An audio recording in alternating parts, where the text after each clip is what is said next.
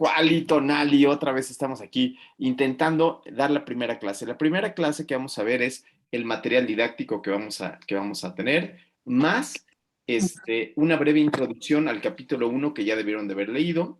Y después de esto, después de estos 15 minutos de presentación, nos vamos a ir derecho a las preguntas, intentando resolver sus preguntas directamente.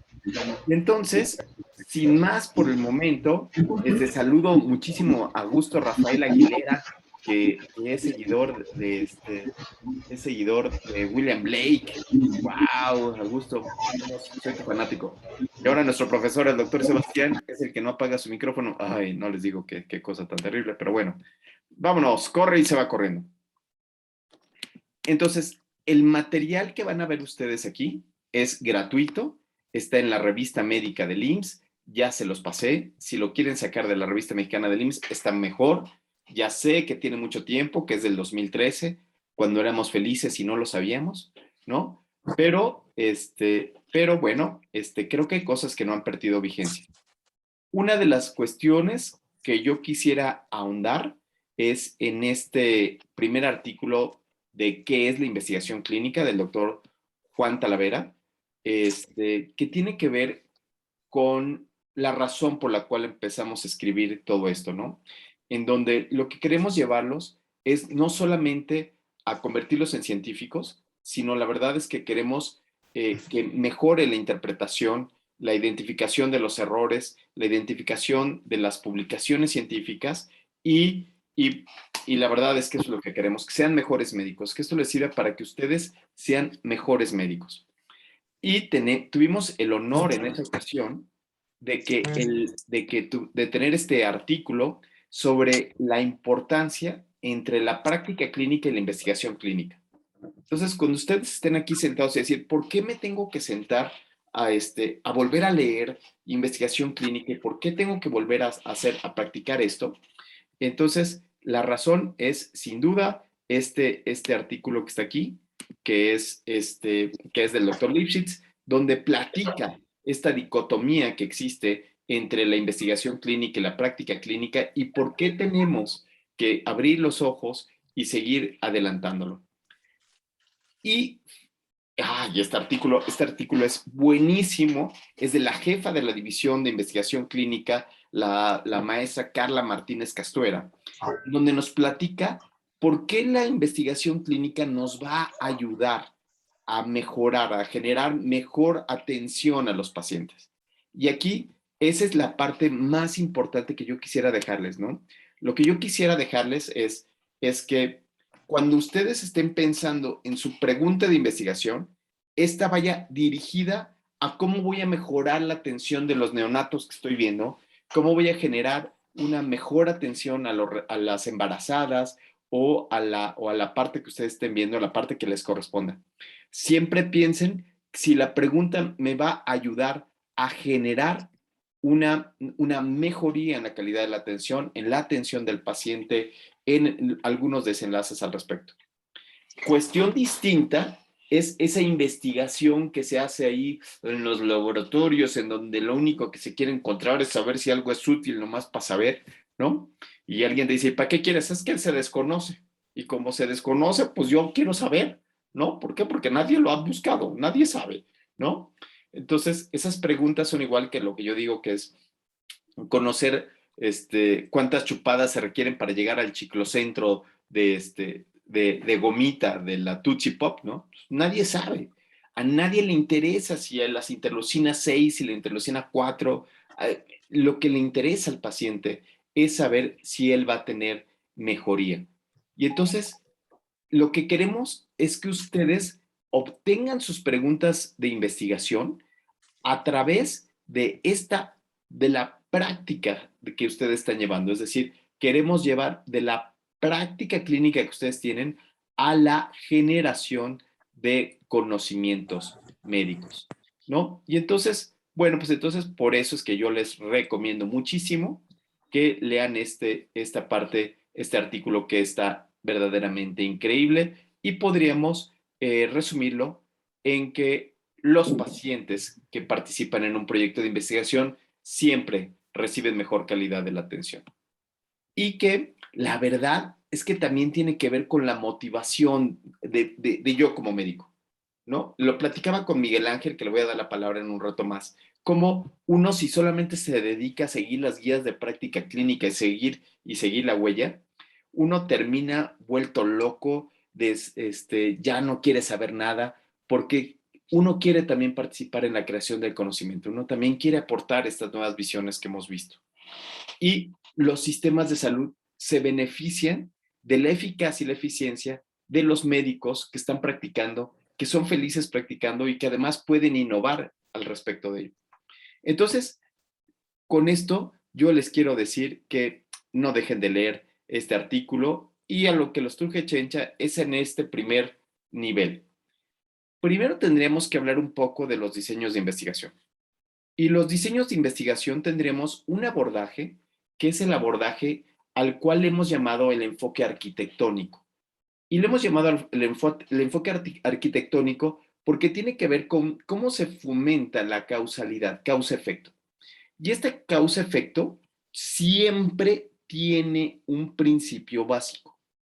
El principio básico es que la causa siempre antecede al efecto. Como la causa siempre antecede al efecto, aunque el estudio yo lo vaya a hacer en casos y controles o lo vaya a hacer de alguna otra manera, la causa siempre va a anteceder al efecto, porque así es como se forma, esa es la historia natural de la enfermedad. No hay manera de que el efecto se presente antes que la causa. Y entonces, bueno, pues entonces tendríamos nosotros este diseño en donde empezamos de un estado basal donde el paciente estaba perfectamente bien. Y es ahí cuando le preguntamos, ¿no? Otra vez el canijo Jesús, no apaga su micrófono, canijo Jesús nos tiene en jaque. Y entonces es ahí donde nosotros le preguntamos al paciente, ¿desde cuándo usted estaba perfectamente bien? ¿No? Y de ahí en adelante seguimos. Sí, Jacqueline, adelante. Sí, Jacqueline, tienes la palabra. Y tengo una duda, o sea, estás diciendo que estos estudios de causalidad siempre parten pues de la causa al efecto, pero a lo mejor lo vas a comentar después, pero ahí sí tengo mi primera pregunta. Dice ahí que en los casos y controles estos estudios van del efecto a la causa, ¿no? Se empiezan con un grupo de sujetos que en donde ya está el desenlace, Sí, ¿no? te estás Entonces, adelantando un poquitito, Jackie. Te estás adelantando un poquitito porque este concepto que estamos presentando es el enfoque arquitectónico.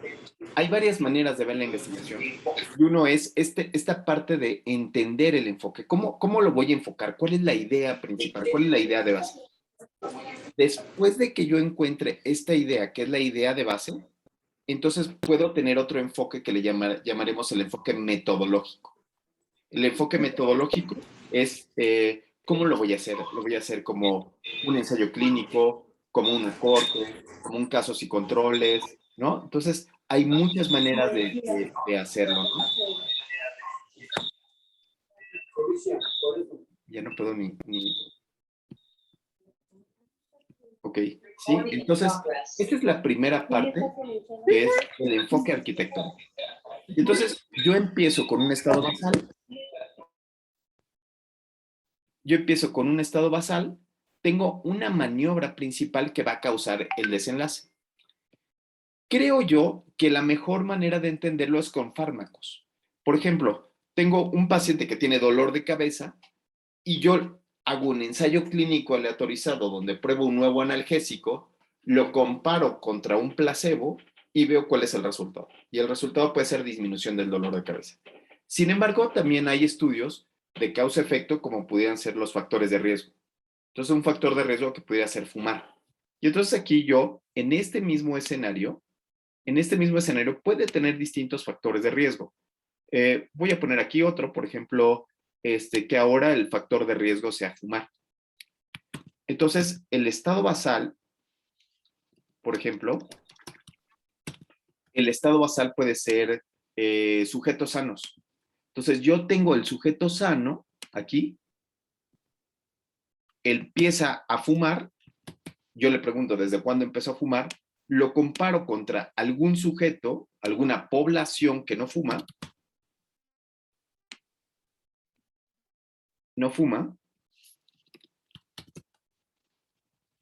Y mi desenlace puede ser el que yo quiera, ¿no? Entonces, ¿cuál podría ser un buen desenlace clínico? Bueno, pues quizás uno pudiera ser cáncer de pulmón. Otro desenlace pudiera ser enfisema pulmonar. ¿Sí? Otro desenlace pudiera ser mal aliento, ¿no? Y de ahí puedo tener muchos desenlaces, ¿no? Puedo tener muchos desenlaces que pudieran, dependen de cada uno de los investigadores, cómo lo hacen. Entonces, paso número 1, en lo que vamos a hacer ahorita es que ustedes en sus cuadernos o donde ustedes lo tengan predicho, lo que necesitamos hacer es su estado basal, maniobra y desenlace de la pregunta que se hicieron la vez anterior, ¿no? Entonces, paso número 1, necesitamos estado basal, maniobra y desenlace. Los que tengan computadora, en su computadora para que nos puedan prestar su cámara y ver cuál fue su pregunta. Y esa sería la primera circunstancia. Segundo punto. El siguiente estudio que vamos a revisar ahorita son los estudios de proceso. Una cosa es que yo quiero evaluar la causa de una enfermedad. ¿Cuál es la causa? ¿Cuáles son los factores de riesgo que llevan a un paciente a tener COVID? ¿Sí? Pero otra distinta podría ser analizar qué tanto se desempeña, qué también se desempeña una prueba diagnóstica. Y entonces en este caso tendría estudios de causa-efecto y estudios de proceso. Estudios que estudian pruebas diagnósticas. Entonces en esto de que estudian pruebas diagnósticas tenemos la información de entrada, que aquí serían los sujetos que yo tengo sospecha, ¿sí? Que tengo sospecha de que tengan alguna enfermedad. Vamos a pensar COVID-19. Entonces yo sospecho que tienen COVID-19 porque tienen mocos, ¿no? Porque tienen irritación de garganta, porque tienen XXX.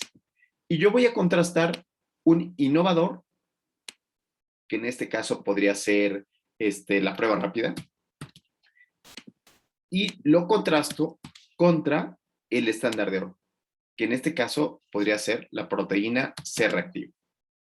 Y la información de salida siempre va a ser sensibilidad, especificidad, valores predictivos positivos y valores predictivos negativos. Ok, segunda tarea de ahorita. Ahora piensa en un estudio que tenga que ver con un estudio de proceso. Invéntense ahora un estudio de proceso. ¿Sí? Entonces, lo que quiero es diferenciar entre estudios de causa-efecto y estudios de proceso y que ustedes entiendan muy bien cuál es la diferencia. Antes de pasar al enfoque metodológico. Primero vamos a ver si conocen cuál es un estudio de causa-efecto y después cuál es un estudio de proceso. Muy bien, pues hasta aquí llega la clase que yo les quería dar, ¿no? Y empezamos con sus preguntas. Muy bien, Miguel Arriaga para empezar. Hola, hola, buenas tardes. Dentro de los estudios de proceso, ¿siempre tienen que ser los pacientes enfermos o pueden ser pacientes sanos? La puerta de entrada deben de ser pacientes con sospecha. Con sospecha. Con sospecha de que tienen. Ahí puedes hacer guachicol, ¿eh? Hay muchos guachicoleros en el mundo de la investigación. Y entonces en el guachicol tú te agarras unos que ya tienen la enfermedad así, de agua pasa por mi casa. O sea, por ejemplo, hemorragia intraventricular grado 4, ¿no? O sea, que ya tienen una lesión enorme y dicen, oh, yo quiero ver si el ultrasonido sirve para identificar hemorragia intraventricular grado 4, ¿no? Entonces, Cari, ¿cómo ves? Pues a cualquiera que tenga 2 dedos de frente puede ver una hemorragia intraventricular grado 4, pero no una grado 1 o grado 2, ¿no?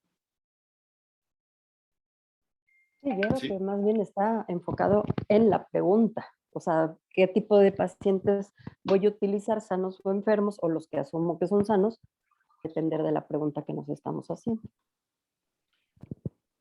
Entonces, ¿qué les parece si alguien nos comparte su pregunta de investigación? Si alguien ya está listo para compartir la pregunta de investigación. ¿Quién dice yo? Jacqueline, ¿estás en la computadora? Te presto la pantalla con mucho gusto para que proyectes cuál es tu estado basal, maniobra y desenlace. Ok. Listo, ya estamos. Venga. Jacqueline está compartiendo. Ok, muy bien. Ya, sí lo alcanzan a ver. Se alcanza a ver perfecto. Ok. Bueno, este es mi estado basal o mi pregunta de investigación, es lo que quería saber, era, ¿cuántas mujeres que toman el curso de lactancia materna pueden tener o mantener una lactancia materna en los primeros 3 meses?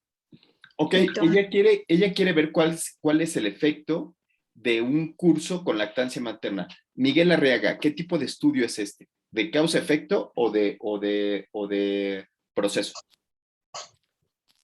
Pues yo creo que es de proceso, porque está aplicando o quiere valorar la utilidad del curso.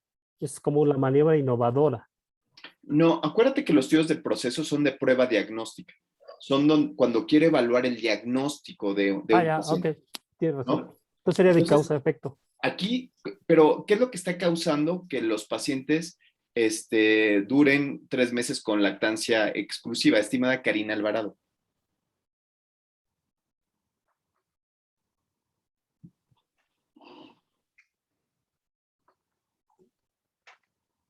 Karina, no tiene micrófono. Loreli Reyes.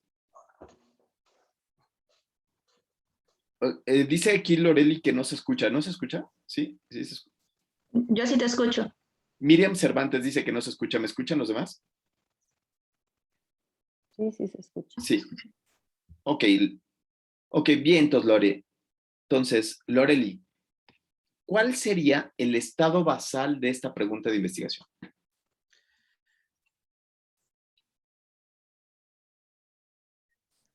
Pues las mujeres embarazadas.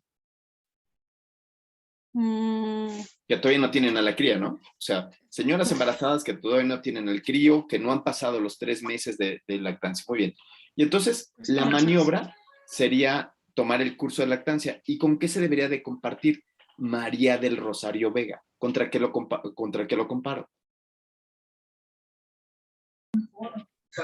Contra la que no recibieron el curso. Entonces, tengo que aleatorizar a 2 grupos, a un grupo con curso comparado con un grupo sin curso, que tenga las mismas características, ¿no?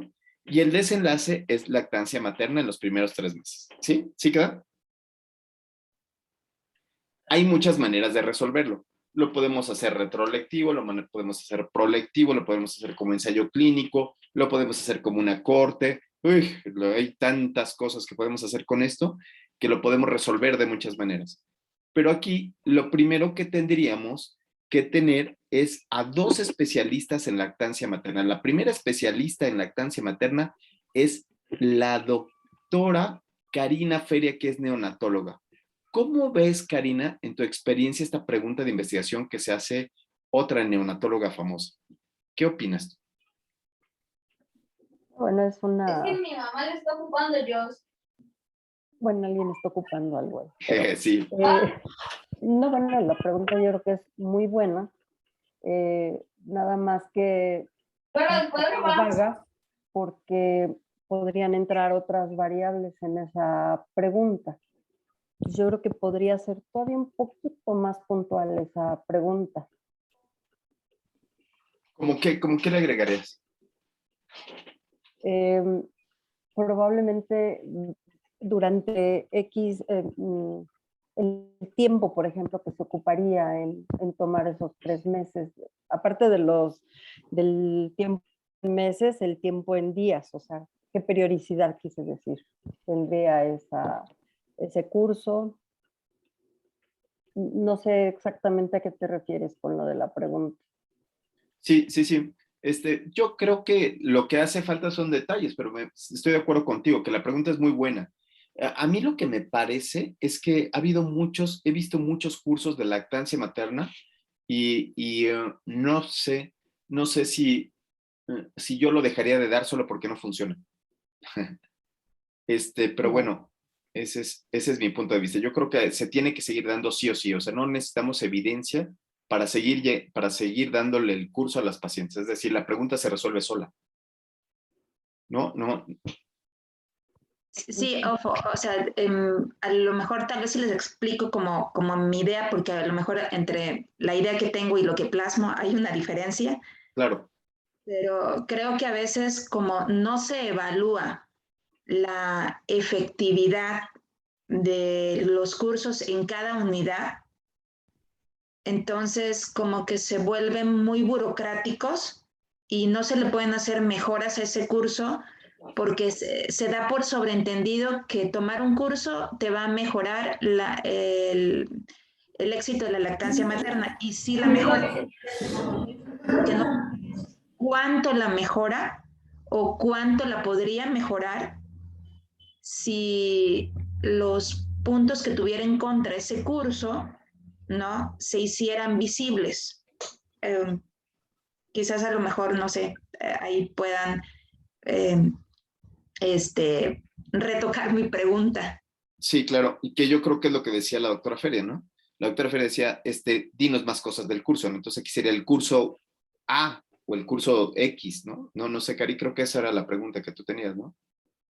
Sí, exacto, porque incluso se puede modificar la pregunta, es cuál es la efectividad del curso o la eficacia, dependiendo de lo que se quiere evaluar, y ser un poco más puntual porque así lo deja muy al aire en cuanto a la lactancia materna. Miguelito Arriaga, levantaste la mano y te vi en la pantalla, pero Sí. los demás levanten la mano para que yo los pueda ver, para que no los ignore, levanten la mano con la aplicación, sí. Mano electrónico. Yo creo que lo que se tiene, hola Jacqueline, yo creo que la idea de Jacqueline es buena, pero yo creo que es estructurar el curso de acuerdo a quién va dirigido, porque aquí el gran problema es que muchas veces el curso va dirigido para pediatras, para neonatólogos, y a veces el curso no lo pueden como aprender mejor bueno, las técnicas en enfermería, que les cuesta un poco de trabajo. Entonces yo creo que hacer un curso, o idea de un curso para cierto tipo de población y después ya hacer una comparación. Yo creo que sería mi idea. Muy bien, entonces también hay que ver a quién está dirigido, quién lo va a dar, la reproducibilidad del curso, etcétera, etcétera. Y aquí tengo 3 manos. Buenísimo. Tengo la primera de Luis Enrique García Ríos. Adelante. Luis Enrique. No, Luis Enrique no. Ah, sí, Luis Enrique sí. Parece ser que sí, ya puso su cámara. Parece que está jugando creo que no la atina, creo que está jugando a la piñata. No, ok. Mientras la atinas, Luis, está abajo donde dice donde está el micrófono. Mientras, Dani la carrera, por favor. Hola, ¿qué tal? Buenas tardes a todos. Gracias por la invitación, Doc. Fíjese que yo creo que aquí el punto clave es entender que hay muchos procesos que son administrativos y que si bien todos queremos mejorarlos, no se trata de que eso realmente pues sea la investigación clínica que estamos buscando, ¿no? Entonces creo que aquí la parte es hacer esa diferencia entre cuando es un proceso administrativo que quiero mejorar y que para eso hay otro tipo de recursos, a hacer una investigación clínica y responderme una pregunta que ya busqué y que nadie me la ha respondido. Ok, eso es muy importante. Por ejemplo, aquí quizás la pregunta tenga que ver con todo un proceso, un sistema que ya lo da el gobierno y quieres ver qué tan bien se da ese desempeño. No está mal, pero es otro tipo de metodología, pero no está mal, se puede llevar a cabo, sí se puede llevar a cabo. Sonia Becerril y después Sebastián Carranza Lira, que es nuestro superjefe, nuestro Tlatuani. Sonia Becerril.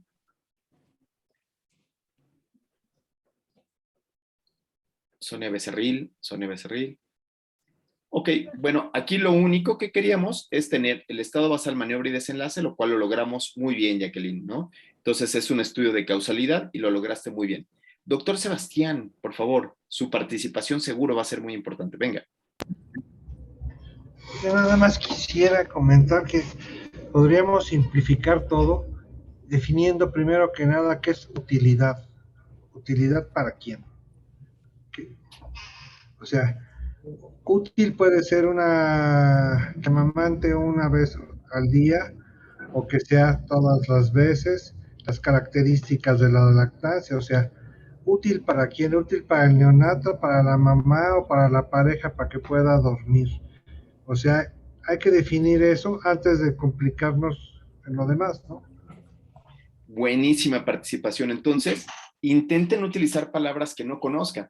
Entonces, por eso es que la doctora Feria les decía, es mejor que lo pongan en términos de eficacia, eficiencia, ¿no? Y entonces, eso es lo que vamos a aprender en el curso. Pero fue muy buena entrada, ya conociste tú que ese es un estudio de causalidad. Muy bien, ahora necesitamos a otro participante. Gracias, Jacqueline. Adiós, que te vaya bien. Gracias. Necesitamos ver otro más. ¿Qué les parece Verónica Choreño? ¿Quieres enseñarnos tu presentación? Ahorita que se salga esta mujer. Salte. Canija, salte.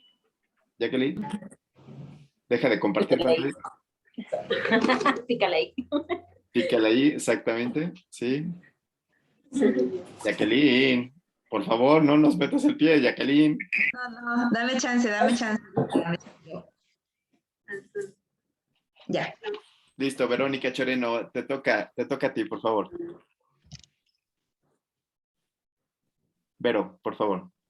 Ahora muéstranos, dijimos que el ejercicio era hacer una pregunta de causalidad y una de proceso.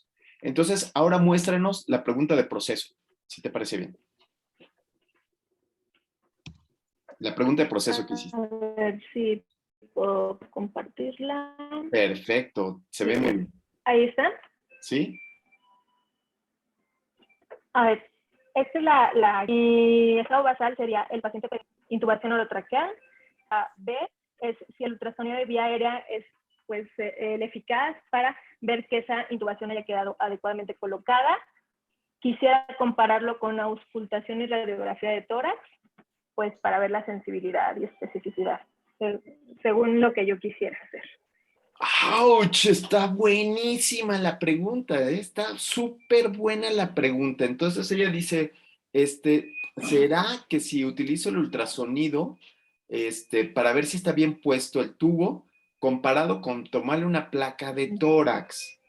¿Qué les parece la pregunta, estimada Daniela Lacarrer, que tiene la mano levantada? Después, otra vez el doctor Sebastián, y voy a bajarle la mano a Verónica, por favor. Sale, tú primero, Dani.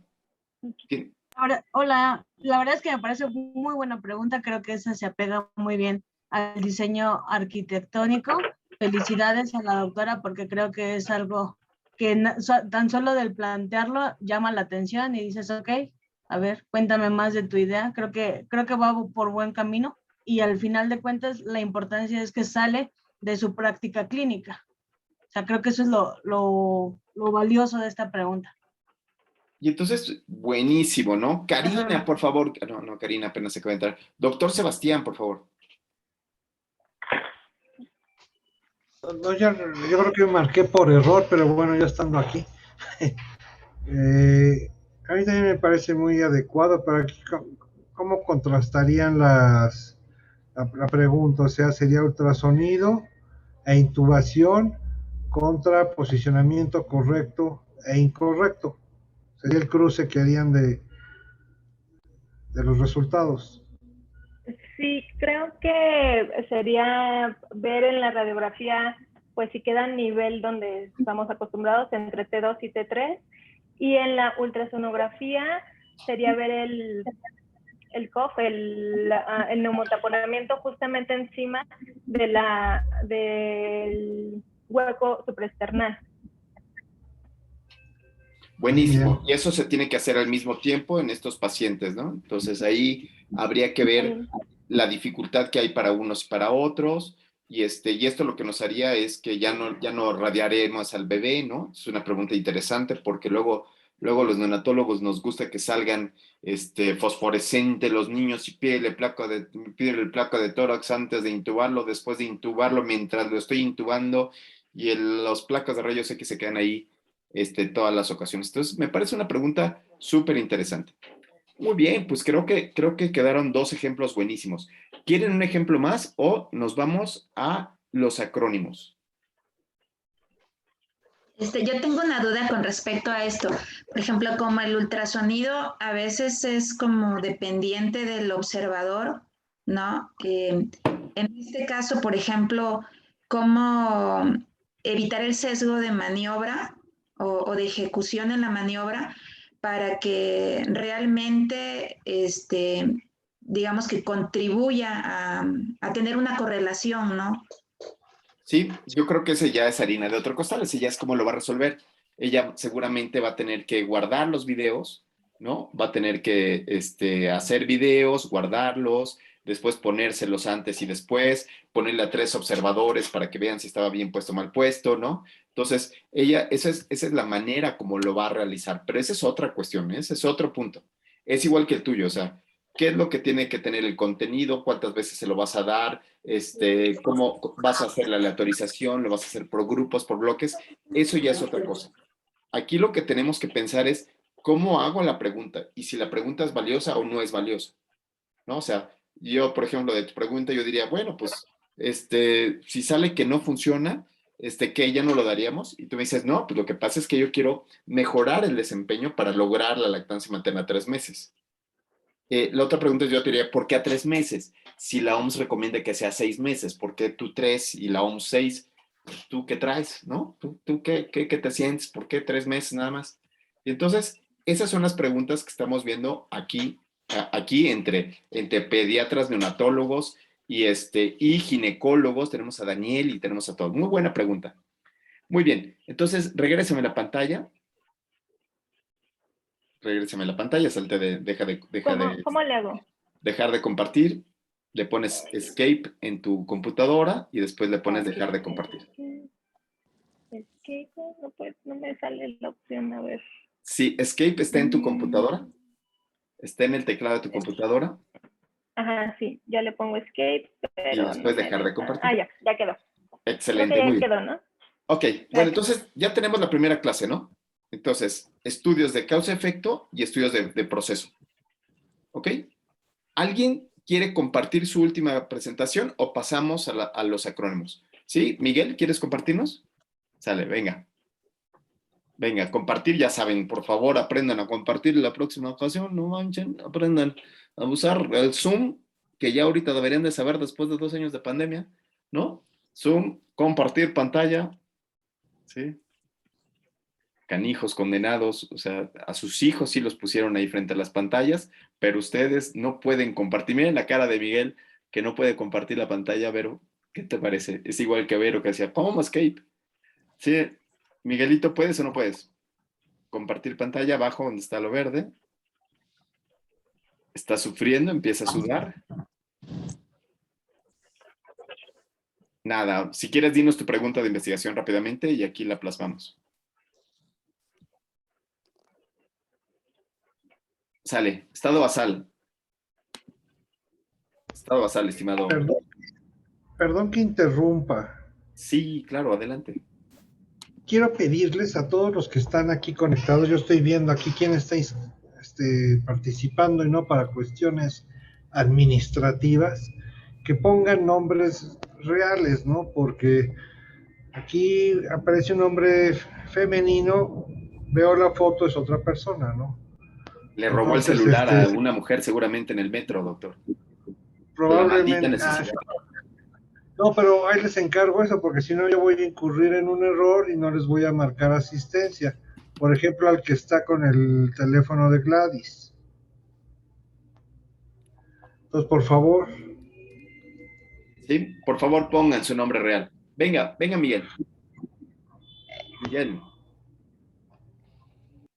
¿Cuál sería tu estado basal, maniobra de desenlace? Bueno, no se pudo con Miguel. Creo que algo le pasó. Creo que ni micrófono tienes, ¿verdad, Miguel? ¿Sí tienes micrófono? Si quieres para que nos los digas. Si no, le damos la palabra a Loreli Reyes para ver si nos das tu pregunta, Loreli. ¿Quieres compartir tu presentación o la pongo? Yo creo que así, porque solo la escribí. Ok, sale, venga. ¡Ay, Miguel! Ya le atinaste el micrófono, Miguel. Ya este es el micrófono. Ese es el micrófono. Bien, dinos tu estado basal. ¿Cuál sería tu estado basal? Mi estado basal son los recién nacidos. Recién nacidos sanos, vistos en la consulta de una unidad de medicina familiar. Sanos a término que ves en la consulta, yo creo que está... Bueno, ok. A término, ok. Y que están en la consulta externa. La Bien. consulta externa. Muy bien. Quiero aplicar un test, un score básico para detectar las cardiopatías. Tú lo Entonces, que quieres detectar es si tienen o no tienen cardiopatías. Cardiopatías, sí, exactamente. Ok. Y Entonces, lo quiero hacer a través de un score Ok. básico, y lo quiero comparar contra una ecocardiografía. perfecto. Excelente. Entonces aquí vas a tener un score. Un score, le voy a poner el score de Miguel Ángel. Y eso comparado contra un eco, que es el estándar de oro. Ajá, exactamente. Entonces, ¿qué tipo de estudio es? María del Rosario Vega Escareño. ¿Es de estudio de proceso o es un estudio de causa-efecto? Leti Garibay o María del Rosario, cualquiera de las dos. María del Rosario, tú primero. Proceso. Es un estudio de proceso. Y entonces aquí el resultado va a ser sensibilidad y especificidad. Exacto. ¿Cuál sería la pregunta de investigación? Flor Andrea Coaxilo Pérez. ¿Cuál sería la pregunta de investigación? Si no está Flor Hola, Andrea. doctor, buenas tardes. ¿Me escucha? Sí, fuerte y claro. Ah, ya. Pues mi pregunta de investigación sería quiero estudiar la incidencia de hemorragia intraventricular en recién nacidos pretérminos que nacen por parto vaginal versus los que nacen por cesárea. ¿Cómo ves, Karina? No, la pregunta de investigación que estamos viendo aquí en pantalla. Ay, perdón. Es que pensé que se refería a mi pregunta. No, perdón, la pregunta fue, en esta cuestión que estamos viendo, que es un estudio de proceso, ¿cuál sería la pregunta de investigación de Miguel Arriaga? Si no, no te preocupes. Si no la vas siguiendo, no te preocupes. Sí. Loreli. Sería, ¿cuál es la sensibilidad Ok, de la puede ser. maniobra del score? Ok. Aquí utilizamos una No. palabra. Sería, Aquí la palabra que utilizamos es ¿cuál es el desempeño? ok. Y cuando hablamos de desempeño, los médicos, cuando decimos desempeño, incluyen especificidad, sensibilidad, valores predictivos positivos y valores predictivos negativos. Cuando leo un artículo que habla de desempeño o performance, habla de todos estos. Entonces, ¿cuál es el desempeño de qué? Del score MA. Ángel, Para detectar. comparado. Ok, comparado con el ecocardiograma. Ajá. Para detectar. Es que no recuerdo qué es lo que. Cardiopatías. Cardiopatías, ok. Para la detección de cardiopatía en recién nacidos de término. Cardiopatía congénita. ¿Sí? Buenísimo. Buenísimo. Obviamente que aquí este buen hombre se va a llevar el chasco de su vida porque como las cardiopatías congénitas son de tan baja prevalencia, entonces va a requerir una N muy grandota para poder detectar a niños sanos que el neonatólogo se le haya ido, ¿no? O sea, que no tienen cianosis, que son acianóticos, que apenas tienen un soplo y que llegan a la consulta externa súper bien. Entonces, eso va a ser un verdadero reto porque la N que necesita es una N muy grande para poder encontrar un caso, ¿no? De una cardiopatía que se presenta. No sé qué tanto se presenta en las cardiopatías, Cari. ¿Tú te sabes esa cifra, Karina Feria? ¿Tú te sabes la cifra de qué tanto que es niño más sano seis. que llega a la consulta tiene cardiopatía? No, bueno, el estudio yo creo que sería muy útil, pero ya para eso tenemos ¿cómo se llama? Por oximetría de pulso, porque estar más complicado. Realmente para cardiopatías es como 6% de la población, más o menos. O sea, realmente sería, depende del lugar donde él esté. Si está en Querétaro, pues va a tener un gorro, pero no estaría mal el estudio, y menos en la Ciudad de México. Realmente la incidencia que estamos teniendo de cardiopatía sí es importante. No tenemos una cifra real nacional. Aquí el problema, que bueno, vas a decir que eso es muy adelante, es el eco, porque él está diciendo que lo va a hacer en un consultorio de medicina familiar, ¿sí o no? Un consultorio de primer nivel, pues. Bueno, Sí, claro. Entonces, sí lo veo más complicado en eso. Pero no, de que puede detectarlo, porque ya puede. Buenísimo, Jackie, por favor. Pensaba, por ejemplo, si El uno hace la pregunta de cuál es la frecuencia de niños detectados con cardiopatía a través de tal score comparado con el eco, también se puede cambiar el desempeño por la frecuencia o la prevalencia. Ok, puede ser, pero ya es otra pregunta de investigación. O sea, también tienen que ser muy respetuosos con las preguntas de sus colegas, ¿no, Cari? O sea, de repente eso sucede mucho, que tú llegas con una pregunta y llega el otro y dice, no, pero yo creo que la debes de hacer al revés. Hijo, eso se tiene uno que acostumbrar, ¿no? Ok, muy bien. Bueno, entonces, esta sería una pregunta a la cual le llamamos pregunta pies. ¿Por qué? Porque el acrónimo es una P de pacientes, que en este caso los pacientes tienen que tener la sospecha, ¿no? De que tienen algo, ¿no? En esos son aparentemente sanos, en donde tienen la probabilidad de que tengan una cardiopatía, pero no sabemos, ¿no? ¿Sí? Y la maniobra es una I de innovador. O sea, esta parte innovadora donde Miguel Arriaga le va a poner un oxímetro de pulso, al niño le va a medir la oximetría de pulso y le va a oír, le va a escuchar a ver si tiene soplo o no tiene soplo, comparado contra un estándar de oro. Y el estándar de oro aquí es el eco, pero el eco hecho por un cardiólogo súper bueno que no se le vaya a ninguno, ¿no? Entonces allí ese es todo un reto para tener eso. Y el resultado, como habíamos dicho, es sensibilidad, especificidad, valores predictivos positivos, valores predictivos negativos. Por lo tanto, este es un acrónimo que le llamamos PIES. ¿Ok? Eso es para ayudarnos. En donde la S es sensibilidad, especificidad. Verónica Choreño, por favor, levantó la mano. Vero Choreno, por favor. Vero, ¿de dónde eres tú? Eres muy activa, qué buena onda. Yo estoy en el Estado de México. Estado de México, ¿eso dónde está? Está lejos, ¿no?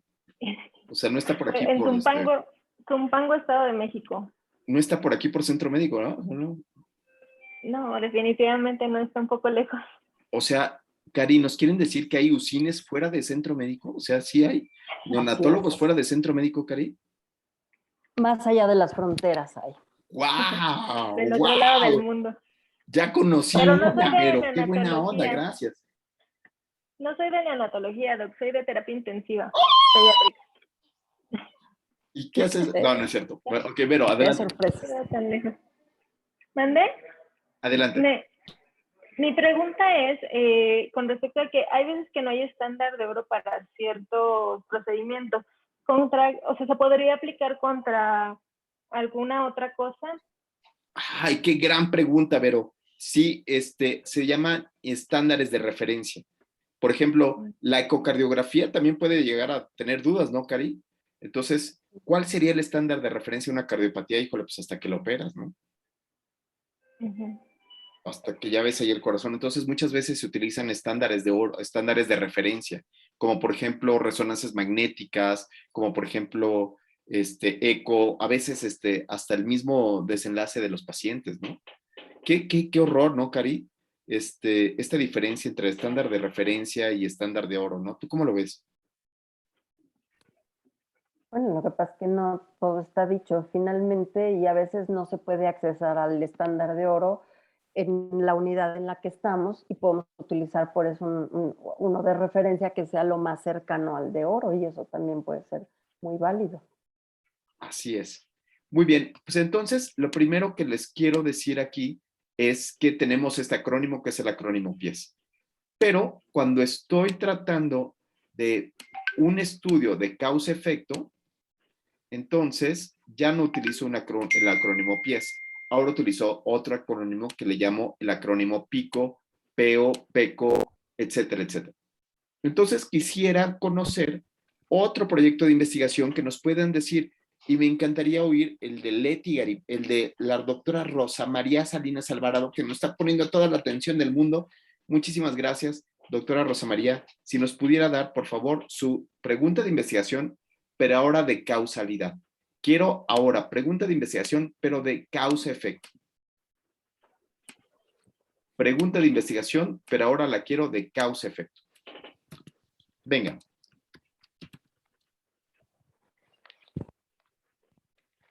Doctora Rosa. Doctora Rosa María Salinas, ¿tiene que prender su micrófono? Sí, nos estaba poniendo atención, pero no, yo creo que nada más tenía la foto, así que nos ponía atención. María del Rosario Vegas, cariño, ¿puede prender su, sí? Mándeme. Adelante, su pregunta de investigación, pero de causalidad. ¿Cuál sería De causalidad. ¿Cuál sería su estado basal? La verdad, la voy a decir, pero está un poquito... Estoy batallando con el ruido aquí en la oficina, ¿no? Sí, no se preocupe. ¿Cuál es el efecto de un galactobogo en la lactancia materna? ¿Cuál es el efecto de un qué? ¿De qué medicamento va a usar? ¿Carnoprim? Metoclopramida. Metoclopramida. ¿Y cuál es el desenlace? En la producción de leche humana. ¿Lo quiere medir en mililitros? Sí. ¿En mililitros? Ok.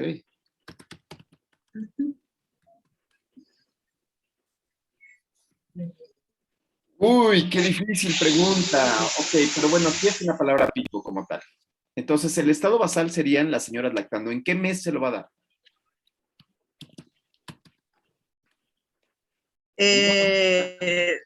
Un recién nacido que tenga 3 meses. 3 meses de vida. Uy. Ok. Señoras lactando con 3 meses de vida, que ya hayan tenido lactancia materna exclusiva por 3 meses de vida, ¿cierto?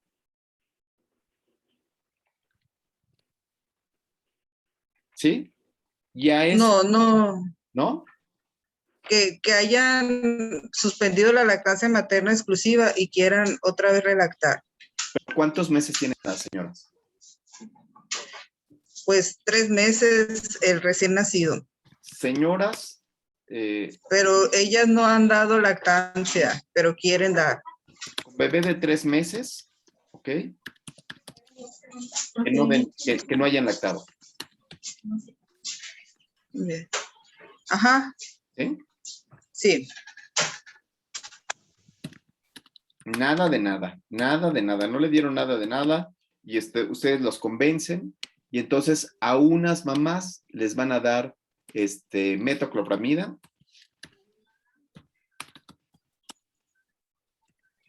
y a otras mamás les van a dar un placebo, ¿cierto? Les van a dar un paracetamol.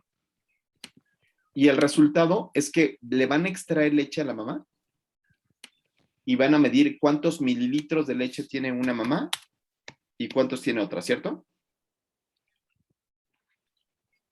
¿Doctora? Sí, está bien. Ok.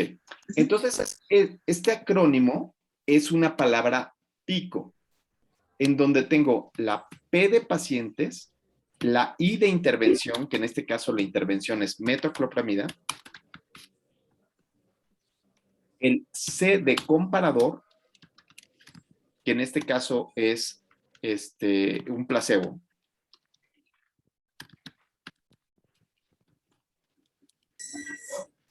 Y la O de desenlace, que en este caso son mililitros de leche de mamá.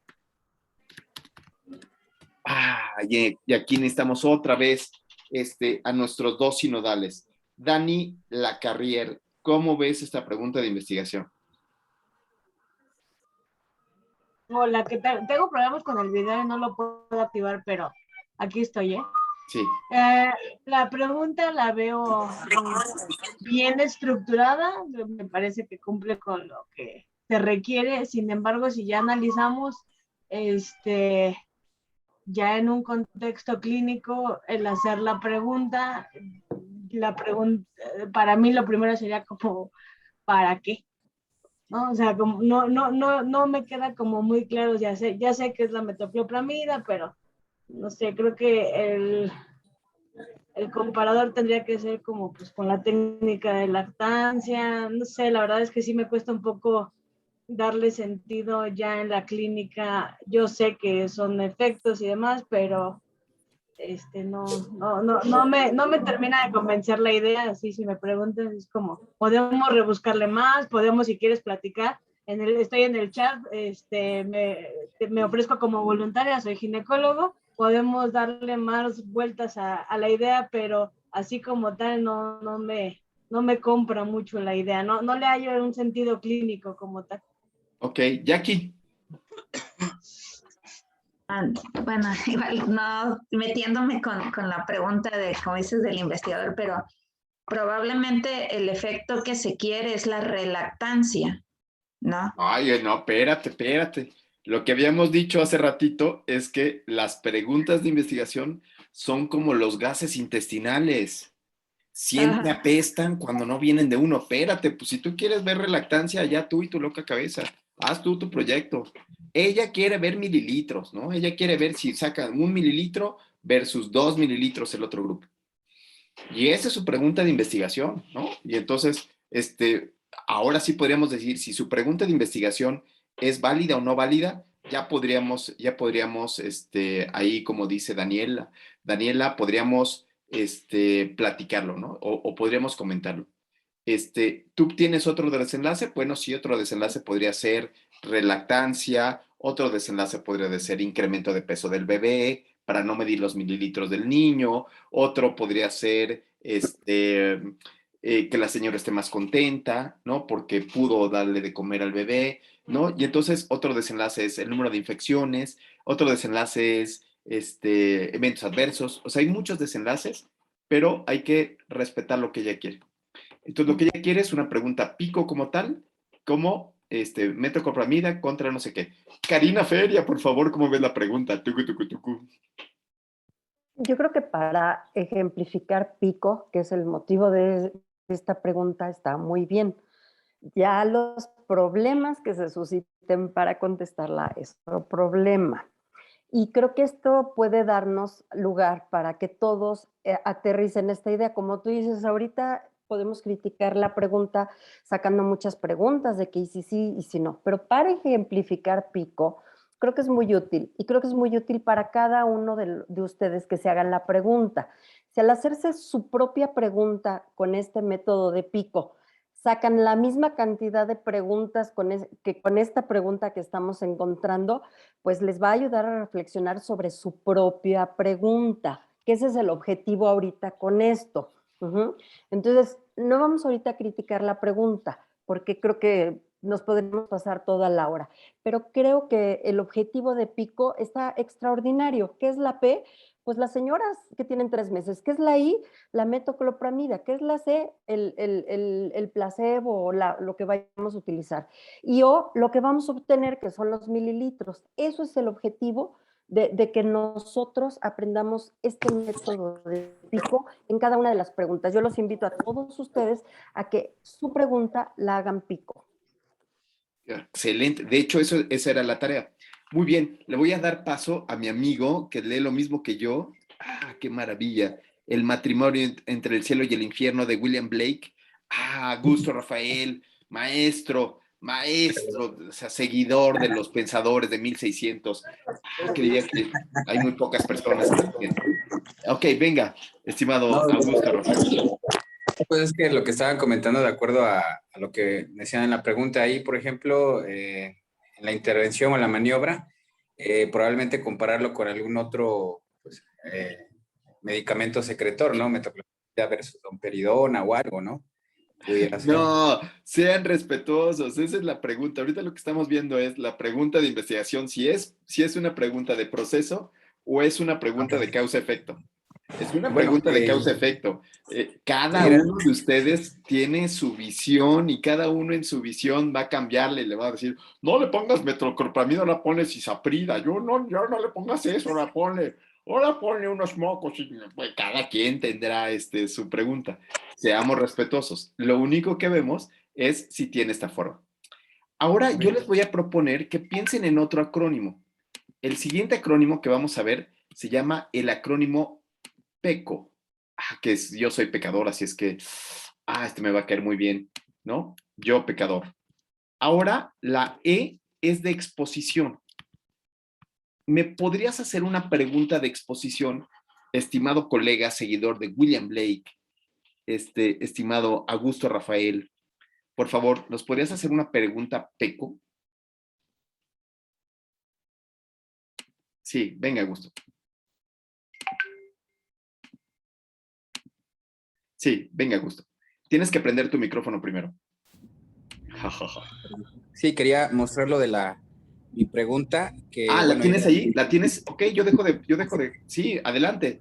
Por favor, comparte tu pantalla. Sí. Diviértate jugando, ¿no? Se trata de ser interactivos y jugando y poniendo. Yo espero que ustedes lo estén haciendo en sus cuadernos, que lo estén llevando a cabo. De otra manera no sirve la clase. Sí, muy bien. ¿Qué? No tienes nada. O sea, no trabajaste nada. O sea, sí. Manganzón. O sea, Augusto, ¿tienes hijos? Sí, dos niños. ¿Cómo se llaman? Se llaman Jorge y Miriam. Jorge y Miriam, si nos están viendo, que su papá no les exige hacer la tarea, él no la hace. Jorge, su papá no hace la tarea, entró a la clase sin hacer nada, es un manganzón nada más, que no les pida nada. Sí, no te preocupes, igual y no lo ven, pero igual y sí. Sí, quería ver ahí está, bien, perfecto, excelente. ¿De qué efecto tiene el calostro materno en neonatos prematuros menores de 32 semanas para prevenir sepsis tardía o enterocolitis necrosante? Ok, muy bien. Bueno, lo que había tomado era el estado basal, la prematurez, estos niños menores de 32 semanas, y la intervención era el uso de calostro, y el desenlace era prevenir ya sea sepsis o enterocolitis, ¿no? Ok, ¿qué les parece? ¿Esta es una pregunta de exposición o es una maniobra como si fuera algo terapéutico como lo que vimos hace rato? ¿Les parece que sea una exposición? No, está reprobado porque puso necrotizante. Qué horror. Por favor, aprendan que es necrosante. Los tejidos no se necrotizan. Cari, pero no es neonatólogo, ¿no? Bueno, seguramente ha de ser, ¿cómo se llama? Ginecólogo. No importa. Le había puesto, pero sí, no. Soy neonatólogo.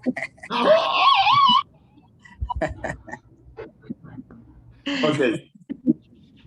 Cari, no, Cari, no convulsiones, no. Vamos a tener que tomar ribotril o algo así para... Ok, bueno. Ok, venga, ¿esto es una exposición o es una maniobra que hace un neonatólogo? ¿Qué piensas, Jacqueline? Yo creo que esta es de maniobra porque está utilizando el calostro como una intervención terapéutica. No, es una palabra pico, probablemente. ¿Sí? No es una exposición como tal, ¿no? Puede ser una exposición, sí. A mí me parece que tú la quieres dar como una maniobra que tú le dirías a los neonatólogos, por favor, tenemos que darle cierta cantidad de calostro, ¿no? Tenemos que darle cierta cantidad de calostro al niño. Aunque, bueno, podríamos decir, lo hacemos hacia atrás y decimos, bueno, ¿qué pacientes sí se les dio lactancia y calostro y qué pacientes no se les dio? Y seguirlos en el tiempo para ver si hacen enterocolitis, ¿sí? ¿Sí? ¿Cómo la ves, Cari? ¿Pico o pies? ¿Cómo la ves tú? Bueno, para empezar, no puede ser orofaringe en menores de 32 semanas. Para eso estamos aquí, amigos. Para poder tratar estos temas ya un poquito más. Por eso es que este curso es para neonatólogos, para ginecólogos, para tener este diálogo entre pares. ¿Sí, Augusto? Sí. Sí. ¿Cómo se la pensabas dar con sondita? Entonces ya no es orofaringe. Sí, no, ese es a través de los carrillos, principalmente. Ok, pero bueno, esta pregunta a mí me parece que no es PECO. Cuando digo PECO, quiero decir que es una exposición que casi siempre la selecciona la propia persona. Ejemplo, una mujer embarazada, estado basal mujer embarazada, donde ella decide fumar durante el embarazo, comparada contra las no fumadoras, y el desenlace que sea el peso al nacer del niño, o alguna característica. Es decir, la exposición casi siempre la da el propio sujeto, ¿sí? ¿Sí, Augusto? Sí. ¿Vale? que a mí me parece que esta tú se la estás dando al paciente, ¿ok? A ver si tuvieran, gracias, a ver Rosa María, a ver si ya podrías compartirnos, gracias, gracias, ¿puedes dejar de compartir? Ah, Maritza García levantó la mano, Maritza, por favor.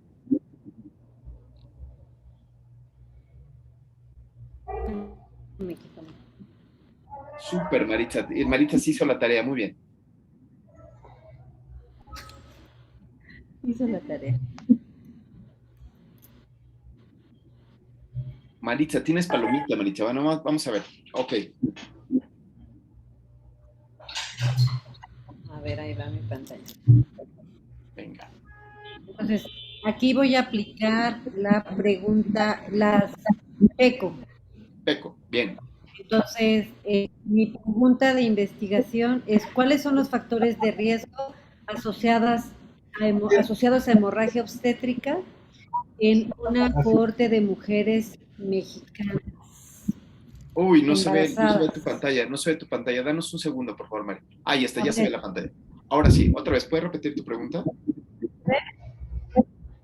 ¿Cuáles son los factores de riesgo asociados a hemorragia obstétrica en una cohorte de mujeres mexicanas? Ok, estado basal.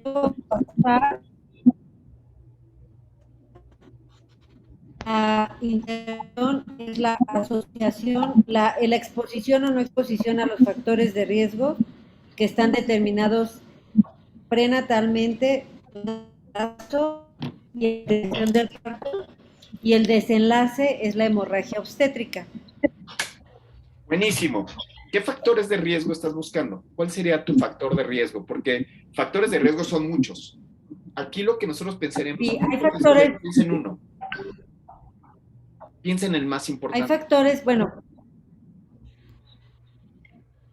pues es que hay prenatales, comorbilidades y ligados a la atención de la interrupción del embarazo. Bien, bien, tú tienes toda la razón. Considero que si logramos, o sea, esto está un poco descrito en algunas revisiones mundiales, pero no hay experiencia con factores de riesgo en mujeres mexicanas. Entonces, considero que si logramos identificar el riesgo relativo al odds ratio, podemos generar una calculadora aplicada a mexicanas.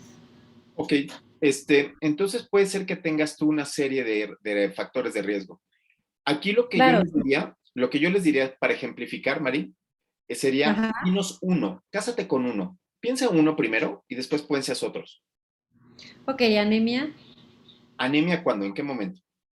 Prenatalmente puede ser anemia, embarazo gemelar, antecedente de hemorragia obstétrica. Mari, piensa uno, solamente uno, porque te vas como a media de mujer así, abstráete, ¿no? Que se caiga en la oficina, que no quiera el bebé, sí, uno nada más. Antecedente de hemorragia obstétrica. O sea, la señora que tuvo hemorragia obstétrica le va a ir mal, ¿no? ¿Ese te parecería? Sí. Dani Lacarrier, ¿cómo ves la pregunta? ¿Es una pregunta PECO?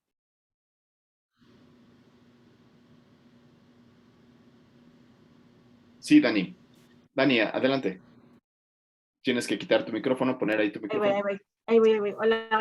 Hola, doctora. Creo que ahora sí ya llegó un tema que sí me agrada, ¿no? Que somos los ginecos. Y has de saber que como buen gineco, uno le pone factor de riesgo de todo, porque si me muere no fue mi culpa. Entonces, eso es profiláctico. Ya lo habíamos aclarado, amigo.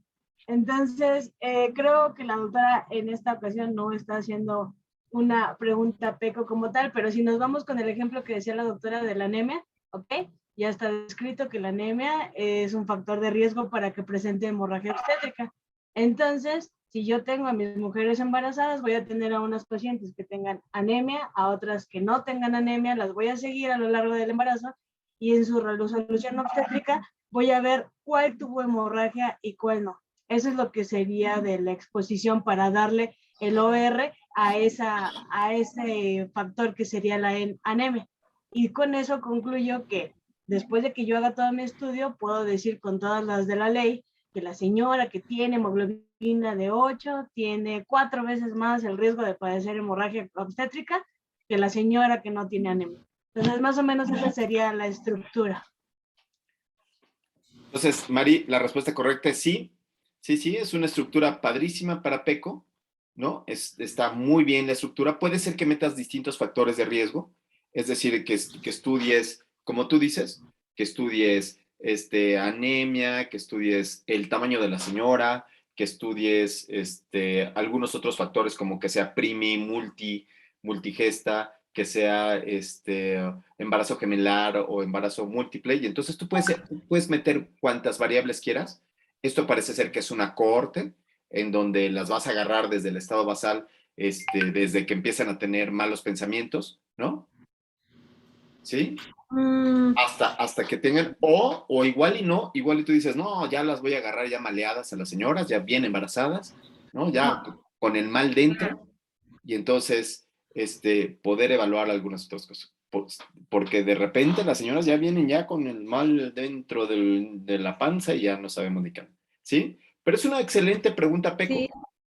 Excelente pregunta, Peco. De aquí se pueden hacer scores, de aquí se pueden hacer muchas cosas, pero el gran problema es que esto nos puede llevar a dispersarnos. Si no, pregúntale a Daniela, o sea, Daniela también hizo un proyecto así, donde tenía tantas variables que de repente se volvió loca. Entonces, no estaba loca antes de conocerla, pero empezó a hacer la maestría y empezó a enloquecer. ¿Por qué? Porque tenía tantas variables encima que ya no sabía ni cuál es la que quería, ni cómo tratar a los pacientes, ni si los pacientes eran iguales. Esto provoca algo que se llama déficit de la atención del investigador. El déficit de atención del investigador es no tener un objetivo claro. Entonces empezar, no, pues mira, es que tengo una corte grandotota con muchísimos datos. Y sí, pero no son las mismas mujeres, no es lo mismo una gesta 1 que una gesta 3, ¿sí? No es lo mismo, entonces eso puede llevar a problemas. Creo que Daniela todavía quiere seguir ahondando porque le llegó mis palabras de que ella hizo una corte y no le funcionó tan bien como creía Dani. Yo quiero avisarle a Maritza, cuidado, son el diablo esas cortes. Sí, tienes tantas variables, mides tantas cosas, ya después ya no sabes ni por dónde entrarle. Esa es una experiencia que nosotros tenemos. Piensa en una pregunta corta, una pregunta directa que se pueda resolver en este episodio de tiempo. Sí, Cari, ¿tú qué opinas? ¿Tú qué consejo le darías? Tú ya pasaste por ahí, también tienes una corte grandotota con muchas variables y de repente ya te quieres volver chango. Sí, Cari. Yo creo que para este proceso, short and sweet, como short and sweet. Hacer. Creo que la pregunta es muy buena. La pregunta creo que es muy buena, muy buena. Simplemente acortar los factores para no perderse, y obviamente que esto sea la base para algo más grande, pero la pregunta me parece muy buena. La pregunta queda padrísima, solamente si tú la pudieras acotar a decir qué tipo de mujer estás buscando, quizás las gesta 1, quizás las gesta 3, quizás las mujeres que ya tuvieron una hemorragia obstétrica previa, ¿no? O sea, acotar cada una de las zonas, pero como ejemplo quedó excelente. Entonces ya tenemos los 3 ejemplos. Tenemos el ejemplo, si quieres me regresas la pantalla, Mari, felicidades, muy bien, muy bien. Sí, claro, claro. Gracias, Mari. Gracias. Deja de compartir, Mari. Le das escape y después salir de la pantalla. Gracias. Y entonces ya tenemos los 3 ejemplos. Los 3 ejemplos que quedamos es, 1, el PIES, que son los estudios de prueba diagnóstica, los estudios de experimentales, donde yo le pongo la maniobra. Entonces aquí le voy a poner que estos son experimentales. Y los estudios observacionales. Yo solamente voy a observar esta corte de mujeres embarazadas de las características que sean y veo cuáles son los factores de riesgo que van a llevar a hemorragia obstétrica.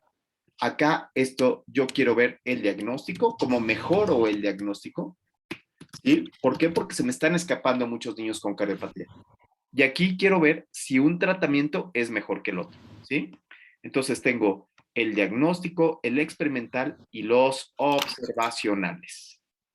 ¿Qué tal, Entonces aquí hicimos un resumen. Un resumen de los estudios de causalidad, que serían todos estos. ¿sí? Los estudios de prueba diagnóstica, que serían solamente los de este lado. ¿Ok? ¿Sí? Perfecto.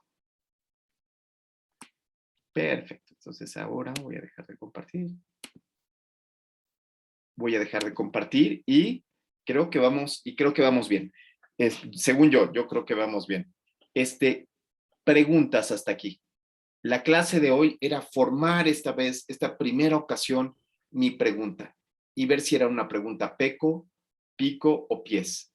La siguiente clase la va a dar Dani Lacarrier y nos va a enseñar cómo, déjenme compartirlas para enseñarles qué es lo que va a dar la siguiente clase. La siguiente clase, lo que vamos a ver es... Búsquedas sistemáticas. Exacto. Entonces, las búsquedas sistemáticas tienen que ver con la pregunta que tienen. Y entonces, ¿qué tarea les vas a dejar, estimada Dani? Ahí está, mira, la verdad es que es una clase sencilla, los voy a hacer ginecólogos a todos, porque obviamente puse un caso de ginecología, entonces voy a tratar les pido por favor que tengan paciencia y que estudien. Entonces vamos a leer igual en la parte de la revisión del CAIC, en el manualito, viene esta parte de cómo realizar búsquedas sistemáticas y viene del juicio clínico, el suplemento del juicio clínico. Entonces, ahí dice que se tiene que entregar la tarea de su pregunta y una vez que ya hicieron su pregunta de investigación con los acrónimos, que sea pies, pico o peco, hay que hacer la búsqueda para ver cómo qué encuentran en la revisión bibliográfica y eso es lo que vamos a estar trabajando, ¿no? Y completar su diseño arquitectónico en ese que estás mostrando, en ese. Ahí va 5 tamaño de muestra y todo esto lo vamos a ver, pero en esta ocasión nos vamos a ir derechito aquí, ¿no? Así es. Excelente. Ahí. Ese. Aquí vienen las preguntas pico y después vienen también cómo voy metiendo los datos, ¿no? Este artículo es viejito, ya cambió PubMed, pero yo creo que funciona, ¿no, Dani? Yo creo que todavía jala. Sí, todavía tiene lo básico y lo demás, pues claro, lo estaremos viendo en la clase y resolviendo dudas. Perfecto.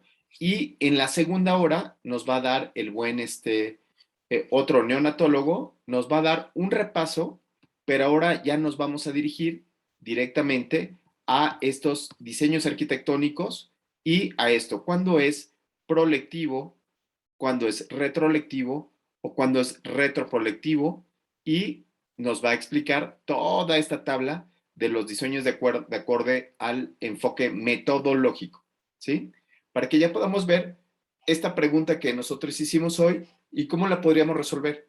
Si la podemos resolver como una corte prolectiva, digamos que este estudio que nos decía Maritza, donde agarro a las mujeres embarazadas y voy viendo en qué momento tienen hemorragia, o quizás ya tengo las bases de datos y agarro a todas las mujeres con esas características y lo hago retrolectivo, ¿no? Y entonces, o si lo quiero hacer como casos y controles, me agarro unas mujeres con hemorragia, otras sin hemorragia, y veo cuáles fueron los factores de riesgo, o un estudio transversal. Agarro todas las mujeres y veo cuáles fueron, cuántas tuvieron hemorragia en un solo momento, y veo estos factores. Entonces, eso lo vamos a ver para la siguiente clase, y bueno, pues entonces ya tienen tarea, tienen que empezar a adecuarlo poco a poco, sigan escribiendo, sigan buscando su literatura, hagan sus búsquedas y pues ya con esto terminamos 4 minutos antes de lo acordado y entonces solamente quisiera saber si tienen alguna pregunta o quisieran nuestras dos profesoras que entraron hoy hacer una recomendación final para la siguiente ocasión. Cari, ¿tienes alguna recomendación para ayudarles a cómo crear su pregunta y todo lo que va siguiendo? Solo que traten de irla aterrizando con esto para que ahorita vean si es oportuna, si es factible, etcétera. O sea, traten de aterrizarlo de acuerdo a todo esto que se está señalando. Por ejemplo, prolectivo, retrolectivo, etcétera. Véanlo con base a lo que ustedes están preguntando y si se lo pueden contestar fácilmente, adelante. Mire, aquí hay una pregunta de Lore que dice que si esto nada más es para ginecólogos. No nada más es para ginecólogos, aquí pueden entrar de todo, solamente que este grupo que hicimos, que es de la Gineco 4, bueno, lo que intentamos hacer es juntar a la mayor parte de los ginecólogos y neonatólogos para poder tenerlo, para aterrizarlo un poquito más, pero yo creo que las preguntas que vengan de otras cosas también le entramos, ¿no, Cari? ¿Tú qué opinas? O sea, no pasa nada. Sí, claro, los cursos siempre han sido muy diversos, hemos tenido todas las especialidades y creo que eso nos permite aprender en lo que hacemos nosotros y entender a veces un poquito más todos estos procesos de investigación. Sí. Exactamente, o sea, la ciencia es un lenguaje, ¿no? La medicina que usamos, estamos haciendo un lenguaje nuevo. Muy bien, Dani, ¿quieres despedirte? ¿Quieres decir algunas otras palabras? O si hay alguna pregunta, Dani. Pues nada más agradecerles, decirles que estoy a sus órdenes en el chat para cualquier duda o comentario. Y la verdad es que yo creo que la parte más importante de la pregunta para mí es la relevancia clínica. O sea, aunado a lo que dijo la doctora Cari, de háganlo sencillo, pregúntense el por qué, la otra sería el para qué, ¿no? O sea, creo que de ahí es donde todos los médicos tenemos ese punto en común de quiero mejorar algo, entonces hay que hacerlo y hay que utilizar el método científico para eso. Y entonces, lean las primeras dos partes del suplemento, donde el doctor Lifshitz habla sobre qué pasa al clínico, qué le pasa al clínico, cuál es el compromiso que tenemos con los pacientes para que mejore su pregunta de investigación. Entonces, bueno, pues a leer, amigos, a leer y cualquier pregunta en el chat, ahí vamos a estar respondiendo Daniela, Karina, y todos estamos ahí, incluso está aquí Sergio, ¿no? Sergio, si quieres decir unas palabras, Sergio. Sí, yo creo que se han hecho varias aportaciones muy puntuales. La ciencia es para todos, no es, digo, que ginecólogos somos los ginecólogos, pero bueno, puede ser para todos, es para todos, no hay que sesgarlo, o sea, o dejar a alguien afuera. La otra, cuando empezamos a trabajar como investigadores, tenemos que pensar que sea clínicamente aplicable o que sea real. A veces el ejercicio está muy bien metodológico, pero también hay que empezar a darle el enfoque de que sí lo podamos hacer esa investigación. Buenísimo. Entonces, piensen en sus pacientes, piensen en las mejorías de sus pacientes y creo que ahí es donde vamos a poder hablar un mismo idioma. Y entonces, bueno, pues muchísimas gracias por haberse conectado. Nos vemos, sigan trabajando. Así vamos a trabajar la próxima vez. Conéctense con sus computadoras para que puedan prestar la pantalla y ver los trabajos que están haciendo y poder ir avanzando, ¿sí? Entonces, no son tareas más que propias. Ustedes son sus propios rectores.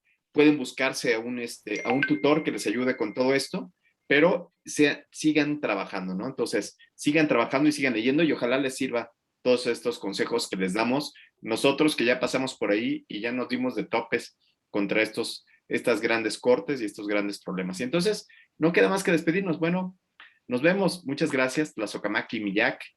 Saludos a todos y les subo el video cuando quieran. No olviden darle like y compartir y todo eso que ya saben, ¿no? Entonces, bye bye.